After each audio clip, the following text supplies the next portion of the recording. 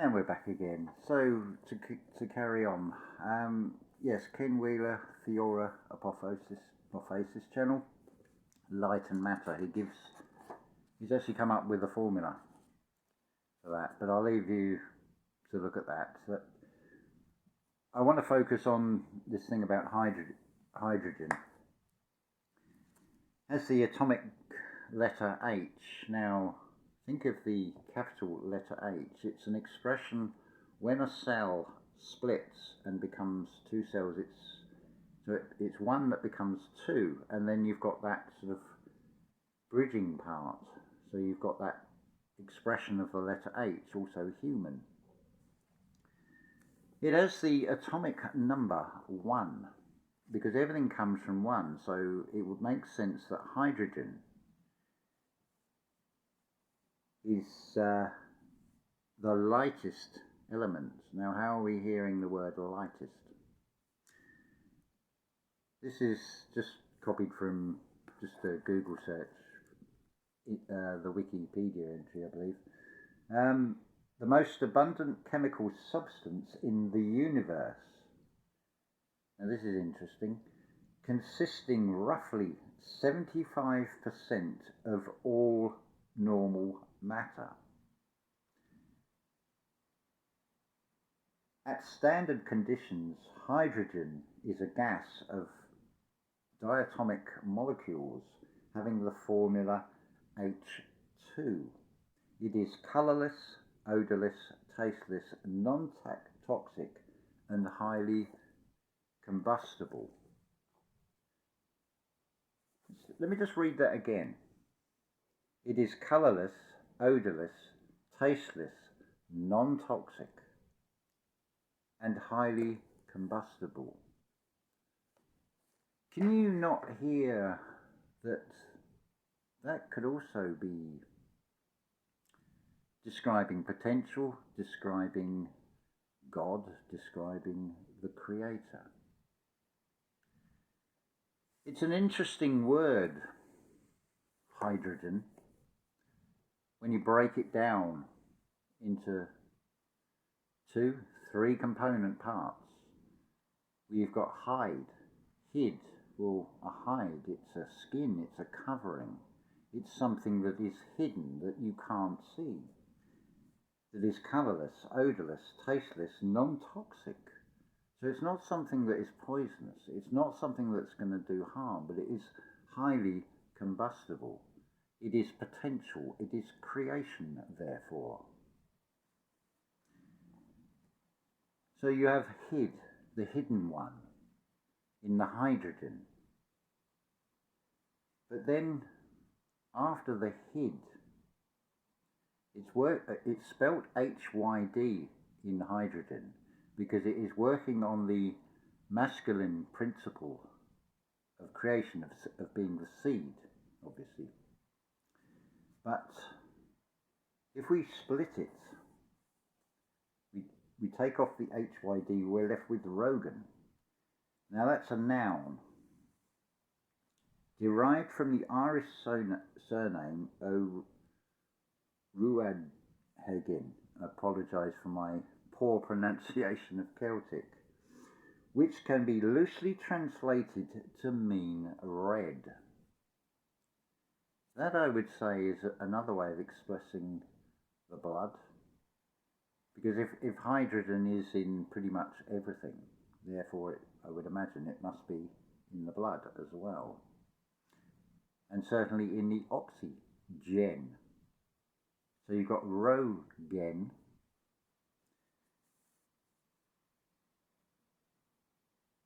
Now, Rogan. You can have hydrogen, but now there's another word that has a suffix of Rogan. It's a conjunction. It's the word and. So you have androgynous, what is often associated with angels, for example, and a lot of these deities are being androgynous. So well, look at this word and. It's a conjunction used to connect words of the same part of speech. Can't even read my writing is like classes or sentences that are taken jointly. For example, bread and butter. That's the one given there. I would also suggest God and man. I would also suggest looking at the ceiling of the Sistine Chapel, that famous painting, and notice the fingers don't touch. It is showing you there is nothing between God and man.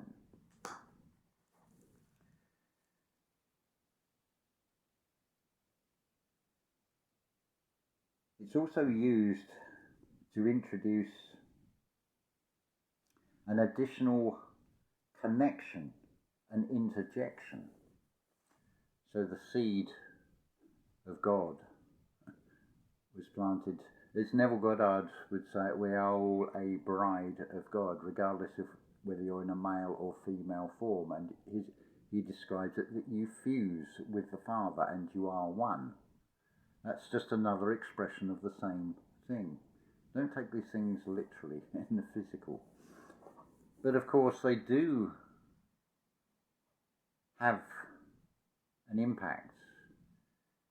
If we open our minds and expand our consciousness and our perception changes and how we feel about things changes when we see things from a different perspective, it is creating all these wonderful, far more positive chemical changes within these physical beings. Interestingly, in electronics, as a noun, and it's a Boolean operator which gives the value 1 if and only if all the operands are 1 and otherwise has a value of 0. So you've got the reference to 0 and 1 shown as the power symbol, the sperm going into the egg. Boolean operators are simple words, and, or, not, or, and not. There's a negative one. Used as conjunction to combine or exclude keywords in a search. So you have a sort of Boolean operator inside yourself. We are basically a series of just zeros and ones. You cannot be serious. Yes, you can. You can be very serious. You can be all zeros and ones in this contrasting realm of duality. So you've got hid, you've got Rogan, so you've got hidden, red, and then so you've got hydro. Where are we? You've got hidden. So you've got hid and den. Well, a den is a garden. It's an enclosure. It could be the mind. It can be the embodiment. You've got the hydra, which is another expression for serpent energy, but inside yourself. And hydro, of course, is to do with water. And we are, 75, 85% water or something as well.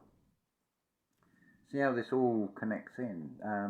Paul on What the Flock TV channel has recently done an excellent connection between water and clouds and things, and how this is all just expressions of exactly the same thing, but just slightly different perspectives to show the same thing, because intellect and words become very limiting, and you're trying to describe something that is greater and at the same time infinitely smaller than, because we're in sort of Middle Earth, as it were. We're sort of stuck in the middle in this solid reality on the earthing plane, you could say.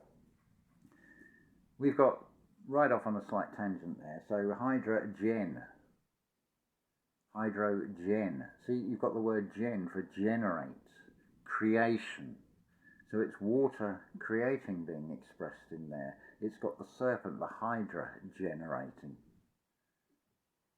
It's quite amazing what sort of comes out of this. Now, I've said many times before,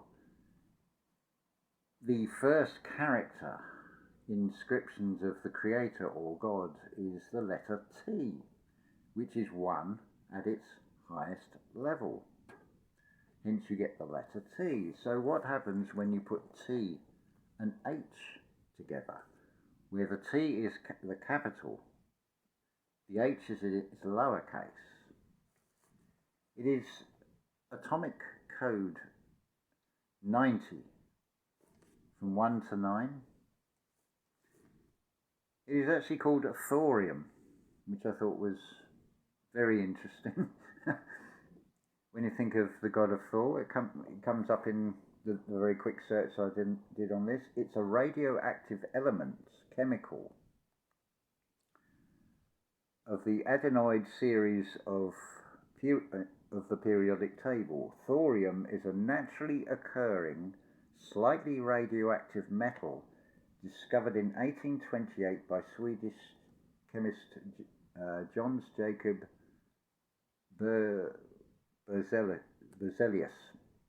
who named it after Thor, Norse god of thunder. Well, Thor is the son of Odin.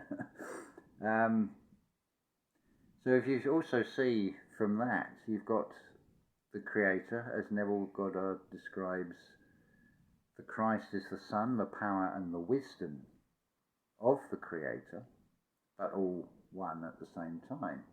Of course, this is all going on within one's self, whether you recognize it in yourself, whether you have found your exit direct operating system 314, your slice of the pie. I am that I am, as it tells you in this handbook to play this game, whichever version you read. They're all versions of the truth. So anyway, it is found in, this is thorium, it is found in small amounts in most rocks and soils, where it is about 3 times more abundant than uranium. So it's everywhere as well. So it stands to reason it would be one of these transition metals that is in our blood. And then, of course, the breath of God, as it were, is the oxygen, which then, when you breathe in, the cell splits into 2 cells. That bridging part breaks. So now you have 11, Janus, because it is all duality. That is what is being expressed.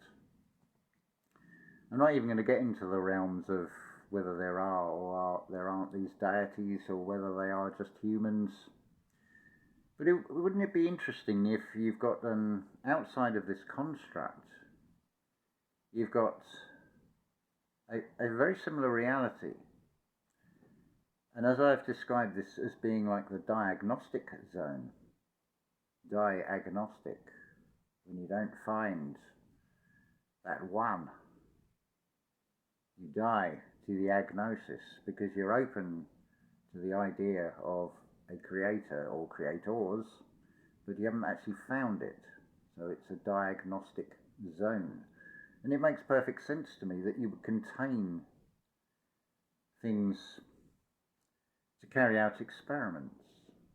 So if this is just a micro reality of something far greater beyond this, then it would make sense to test all these things out and to come into this and have these experiences. So I thought it's very interesting, H being the atomic number 1. And of course there is nothing between God and man. All man is God taking human form. Let us make man in our image. Interestingly, Claudio Savaggi mentions about Revelation 12:1. Well, think about that. This is a computer code handbook, this Bible, this sort of internal truth, this spiritual history that's going on within inside oneself. So let's just have a look at this again. And there appeared a great wonder in heaven. Well, internalize that. Where's your heavens? Up here.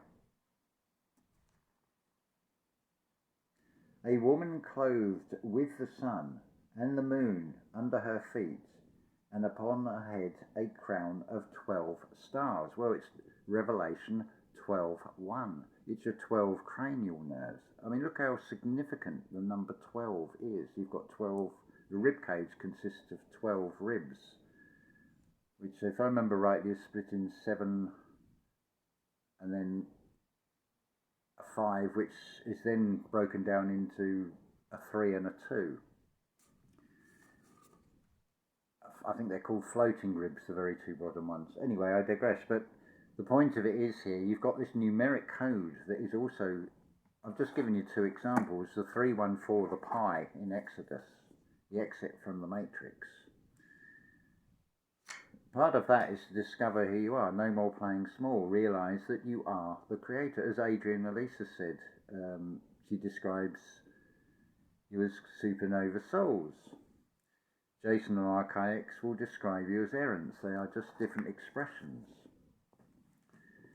It's a wonderful time, and there is a clarity that is coming out of all this mist, a sort of tearing of the veil, as you were, of when you can listen to these different channels and you're getting that same basic message coming across from all different perspectives. So you've got Ken Wheeler's perspective, you've got Jason Brashear's of Archaics channel, his perspective, Find the Light RB channel's perspective, and there's many more, but what is most important about all of this, really, is you. And when I say you, I'm talking about the real you inside you, and finding that real you, finding the I amness in you, because you do have the power to create. And we do create. We have this external scene that it's sort of projected out, and then we just come into it as a character, like in a computer game. I feel any of these words we use to describe it are totally inadequate, because it is outside of any physical language. We can only describe from within this thing, whatever it is. I don't care what your personal views and how, only you know how you feel about it and how you perceive this reality to be and what this reality is. But what are we here for? Well, it seems clear that going with this whole Robert Collier thing, it's to pass something on. It's like almost what you could say, like a relay race of generations in a way. That you're coming here to have an experience. As far as I can see, that experience is one, to observe all this external contrast, to weave your way through it, and learning from all the experiences, whether they be perceived as good or bad, and then being able to weigh things up so we carry something out. As I have described this, if you picture yourself as being your higher self, now you are operating a computer game, and your little Mario brother character is in that game. Now, the Mario, when it comes to the end of level 1, well, obviously it's a character, and it is all CGI, and there is no life in that, in a natural sense. It is just a artificial visual thing that we see on a screen. It's two-dimensional, therefore very shallow. But getting back onto the point here, that character, it's a bit like these physical bodies. You're just learning from an experience.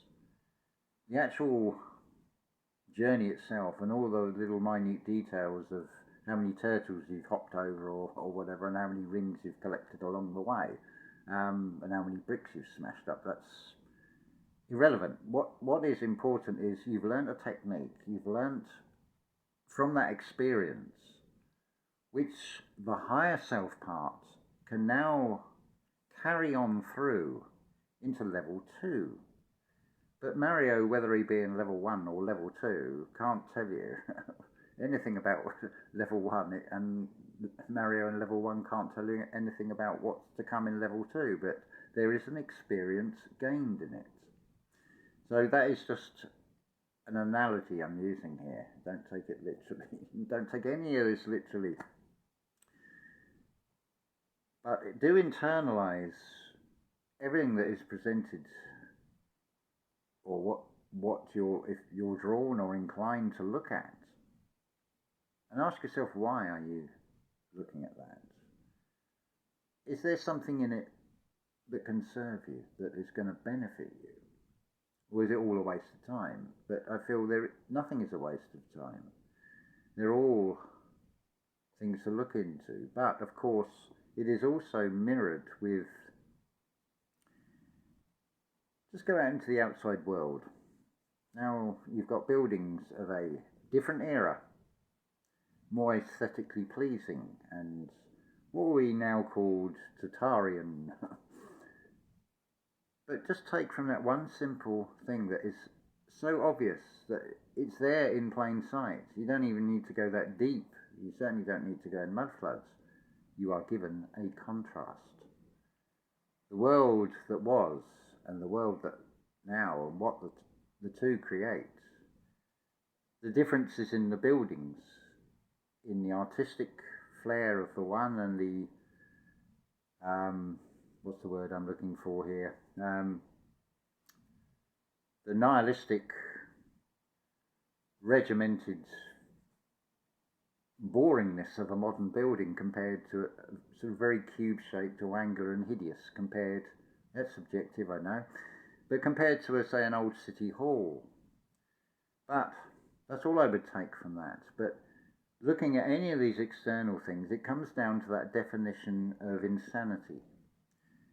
Any of these external rabbit holes, although they may help you and you'll gain experience, the only message you'll ever, I've said this before, the only message you're ever going to get back is you've been lied to. So the next great conspiracy that will rear its head, that will look very alluring as well, that's probably pretty safe to say that's all you're going to get out of it. You won't get to the root of it, because it's like some of these invasive sort of weeds in nature.